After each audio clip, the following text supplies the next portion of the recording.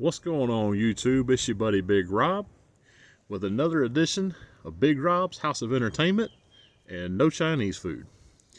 So, I actually have a little bit of a show today, a little bit of a departure. I'm gonna try some new stuff out, see what you guys think about it. The first thing is I did want to tell a quick story. I haven't been on the road this week. Work's kept me at the house, which is nice because I get to sleep in my own bed and also my own recliner. This is important. I was sitting in my recliner yesterday. I'd just come in from the road, and I dropped some of my stuff in my office chair, which sits directly behind my recliner. And I sat down and went through my emails on my phone, checked some text messages, what have you, and settled back and decided I was going to catch the latest episode of The Mandalorian, because, and I'll be honest, season 3 has been amazing. Still loving that show. No complaints. Just an amazing show. Not the point of the story, just saying. It's a great show. So anyway, I sat back in my recliner, kicked my feet up, and I'm watching Grogu and Din Djarin and Bo-Katan, and I decided, I'd like a snack. Well, I knew I had some crackers in one of my bags that I set directly behind me in the office chair. Well, instead of being an adult, standing up, walking around, getting my crackers, coming back and sitting down and enjoying my snack, I decided to do the dumb thing. I was going to lean back in my recliner, reach overhead. So I did, and I got the crackers. Fat man's going to get food. But I leaned all the way back, and when I did, my recliner, I love my recliner. It's a large recliner. It fits me, but it doesn't always come forward all that easily. And I got back, and I'm laid flat out, y'all. I got my crackers, and I pull my crackers up, and I got them, and I go, y'all, I could not get myself back up. My recliner locked into flat position. So I'm sitting there looking like a beach whale or an overturned turtle or a upside down Hemi. I mean, whatever you want to call it. I was stuck. It was pretty funny. I wish I had video of it. I'd have shared it with y'all. Maybe I need to get me some indoor security cameras, so when I do really dumb stuff, I can just upload that.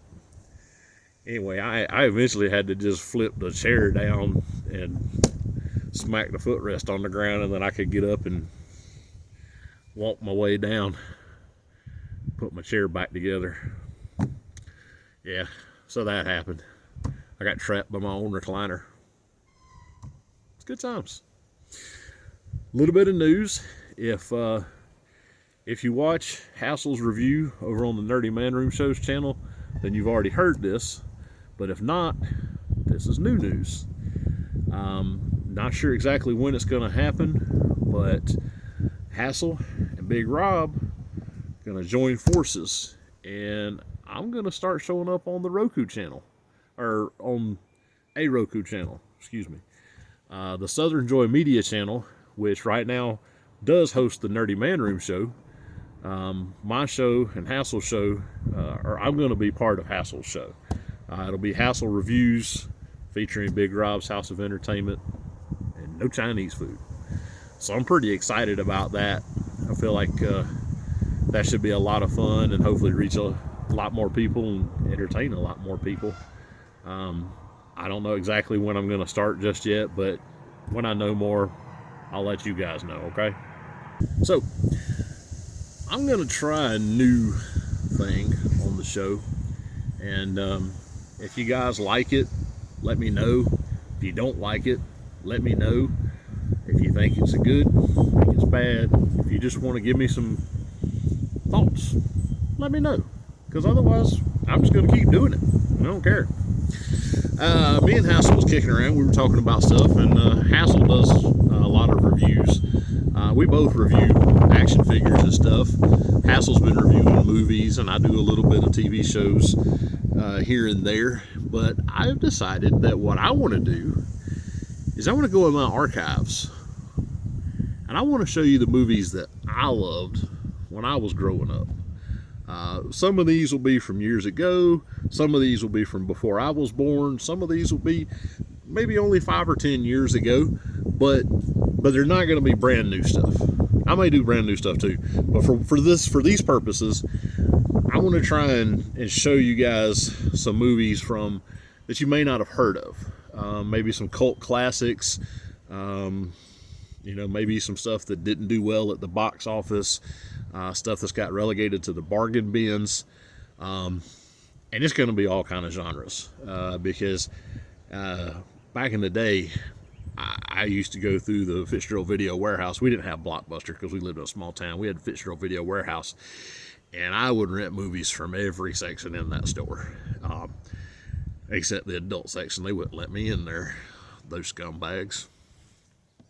I mean, I was 12, so, Anyway, so, this week, I had already decided, and it's funny because we were talking about, we were having a discussion in text message the other day with me and Monster and Hassel and old Casey and a couple others, and we actually brought this movie up, and it was a movie that I had already planned on talking about. And that movie would be Berry Gordy's The Last Dragon. Sometimes you hear it referred to as just The Last Dragon, but it is in fact Berry Gordy's The Last Dragon. If you don't know who Berry Gordy is, you should.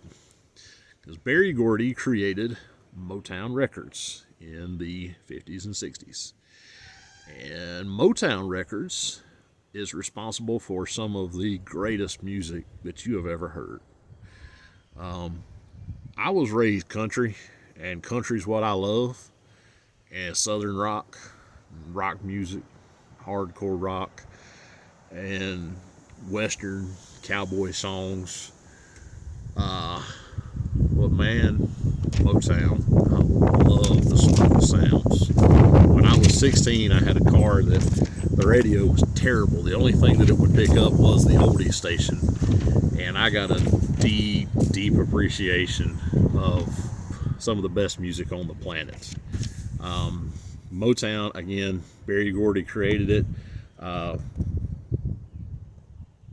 and he signed some of the most famous acts ever. His vice president was Smokey Robinson. Some of the other names, this is by no means a complete list, but we're talking the Supremes with Diana Ross, the Temptations, the Four Tops, the Jackson 5, Stevie Wonder, Marvin Gaye, the Marvelettes, the Miracles, Gladys Knight, and the Pips. It's American music right there. The best. So, that being said, if you got access to that kind of music and you're fixing to make a movie, you know that soundtrack is going to be amazing. And it was okay. No, I'm just kidding. I love the soundtrack. I thought it was great. Rhythm of the Night by the Barge. There's a couple of original songs written for the movie. I mean, it was good stuff. Really good stuff. But, I guess not everybody agrees with me about music, and that's okay. You're allowed to be wrong. That's fine. But anyway, so I'm going to tell you about the movie. This is Berry Gordy's The Last Dragon. So the main character is Leroy Green, a kung fu expert in the city of New York in 1985. That's when this movie came out. It's 1985. And Leroy is training under a local master, and this master tells him that he has achieved the final stage and he is ready to access the glow. Final stage of becoming a kung fu master. And Leroy, filled with self-doubt, as a lot of us are, doesn't believe him, and so the master hands him a golden medallion and tells him that it belonged to Leroy's hero, Bruce Lee, and to seek out the Grandmaster who lives in New York City for some reason instead of China. His name is Some Dumb Guy. Yes, that's his name. And so That's one storyline. At the same time, you've got the primary antagonist to the movie, Shonuff, the Shogun of Harlem, who's the baddest. Shonuff and his gang. And so go to a theater full of people trying to enjoy a Bruce Lee movie. Because that's why. And Shonuff busts in, and he demands to be acknowledged as the greatest martial artist in New York City.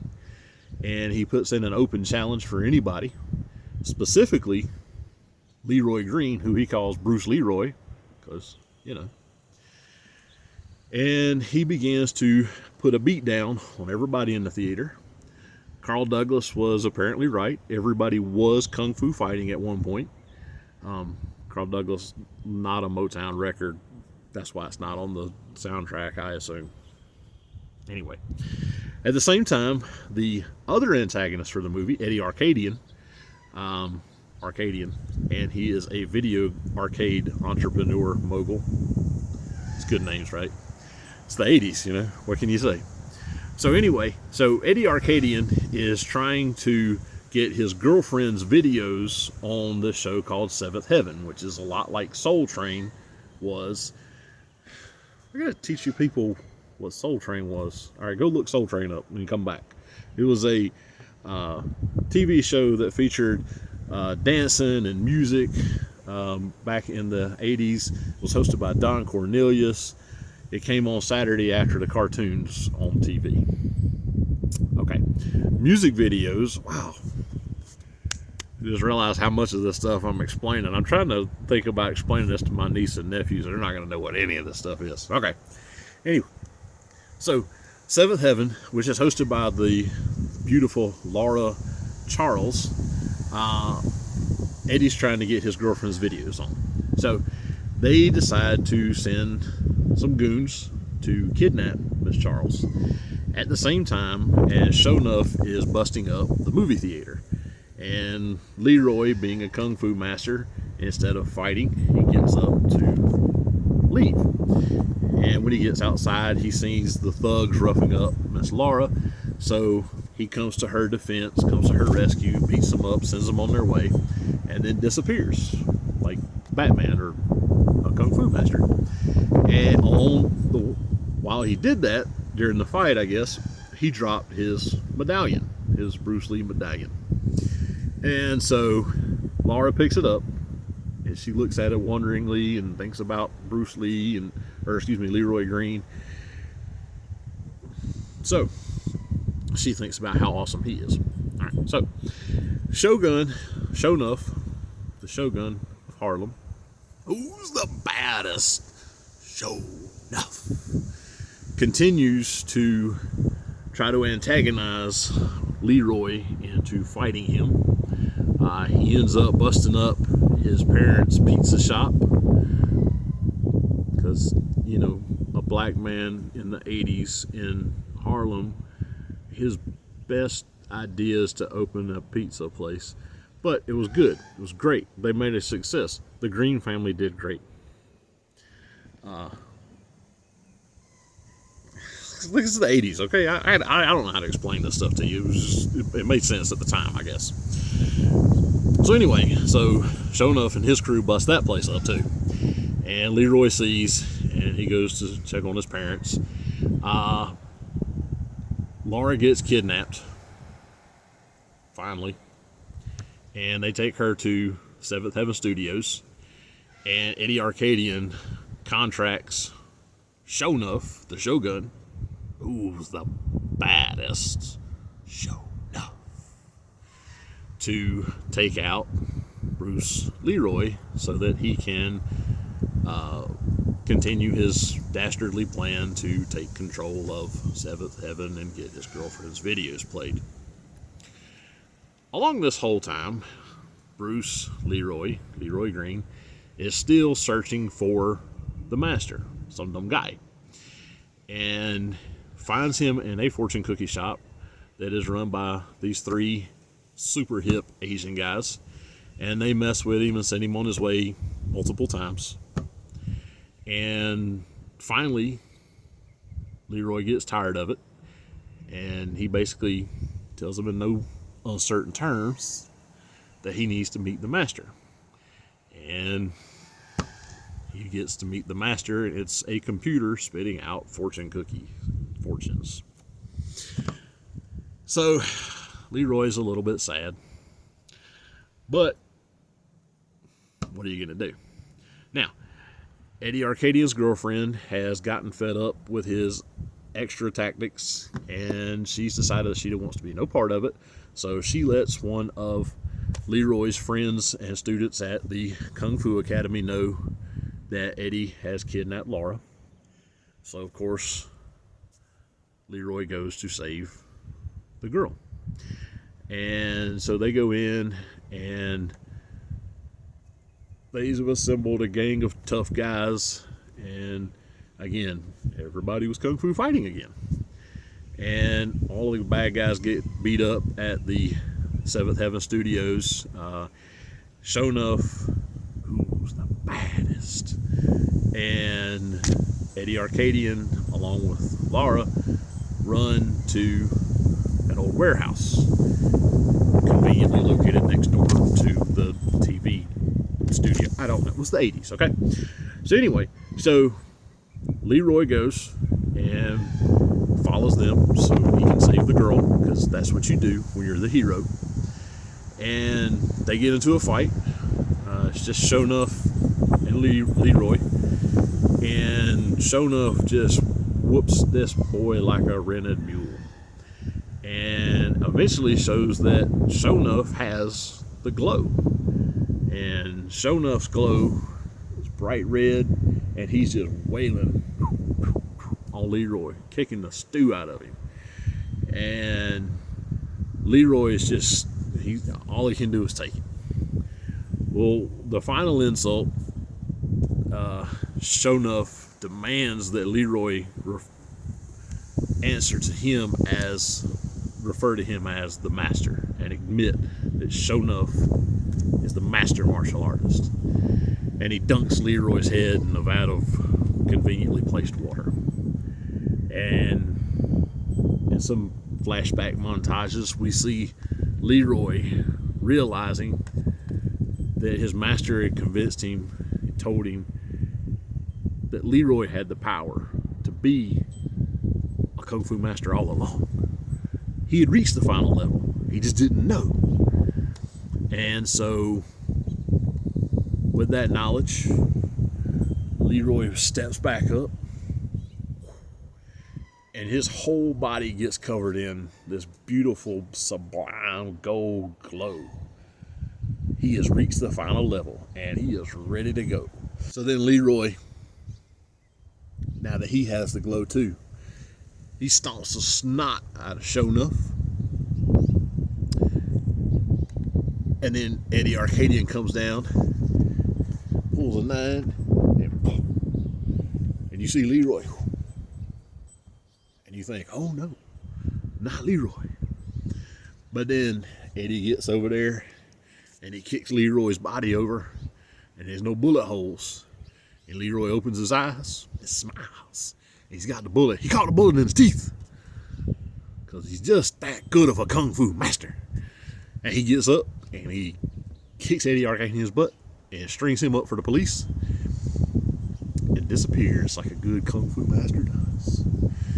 And then later, Laura is back hosting Seventh Heaven. Everybody's having a great time dancing to the music, awesome music, getting down and getting funky. And she looks up, and across the stage, is Leroy, wearing all white with some gold trim, looking very nice. And they go together, and he throws the flowers that he's carrying. I don't know why, instead of handing them to her, whatever. And they kiss and they embrace, and that's the movie. It's a great movie. Don't let my telling of it fool you. This movie was awesome. Yeah, great music, cool storyline. The players, Leroy was played by a guy named Timac. Pretty much his first movie. He was a black belt martial artist, and he basically learned to act for the movie. Laura was played by a singer named Vanity. She was a backup dancer for Prince. She did her own stuff, and she's just really easy on the eyes and semi decent actress. Yeah. Shonuff, the Shogun of Harlem, was played by the amazing Julius Carey, who was also in The Adventures of Briscoe County Jr. He played Lord Bowler. That man was great. He was awesome in both shows, both the movie and the show. He did a lot of other stuff. Sadly, he has passed away. The Vanity, she's also sadly passed away. Other notable names, Keisha Knight Pulliam plays Leroy's little sister. She was Rudy on The Cosby Show, if you ever remember that. William H. Macy from NCIS somewhere, New Orleans probably. He played a bit part, JJ, who was like the assistant or something to Vanity. Anyway, this is his throwaway part. You know, it was very early for him, maybe even one of his first roles. I don't know. Ernie Reyes Jr. Played in Surf Ninjas, The Rundown, Red Sonja back in the day. He was also the stunt person who played as Donatello in Ninja Turtles 1 and 2. He is an amazing martial artist. He is the son of Ernie Reyes Sr., who is a huge martial artist. He has like 65 studios somewhere all over the country. Anyway, big time martial artist. Those are just some of the people that were in there that I thought was kind of interesting. Anyway, so that's my take on Barry Gordy's The Last Dragon. I bought this probably from the Walmart $5 bin. I've seen it at Dollar General in their $5 bin, or however much. You can get it online. I think it's on HBO Plus if you've got that. If not, you can buy it from the Google Play Store. You can probably buy it from Amazon. There's a bunch of different ways that you can get it. But either way, it's a really good movie. It's kind of campy, kind of goofy, because it was made in the 80s. And but altogether, it's a really great movie, I thought. Again, this is my first time doing one of these, so I will get better. If you enjoyed it, let me know. If you want to see more, let me know. If you think this was a waste of my time and yours, let me know too. I enjoyed doing it. I enjoyed doing some of the research. I learned a couple of things about a couple of the people that I didn't know. So, you know, but just give me a comment or something. Let me know what you think. Before I get out of here, I want to do some quick shout outs. First off to the Cladies at the Zone over in Tifton, Georgia at 305 Main Street. Also, the Zone Collectables on Facebook. Also, thezonecollectables@gmail.com. They have all your nerdy needs. They have pretty much anything and everything that you could possibly want. And if they don't have it, they'll find it. And they'll sell it to you for a really, really good price. They're really good people. Their store is awesome. If you get a chance to go. If not, then at least check them out online. Also want to give a quick shout out to Hassel and Mosser over at the Nerdy Man Room Show. You can catch them on YouTube, the Nerdy Man Room Show. You can also catch them on Southern Joy Media on Roku. And also on social media. I'll try and put their information up here like I always do. And again, at some point, hopefully soon, I'm not sure the exact date, I'll have to get with Hassel, I'm going to put my show in with his show. And we're going to be on Roku as well on Southern Joy Media. Until then, and even after then, I'm still going to be on YouTube. That ain't going to change.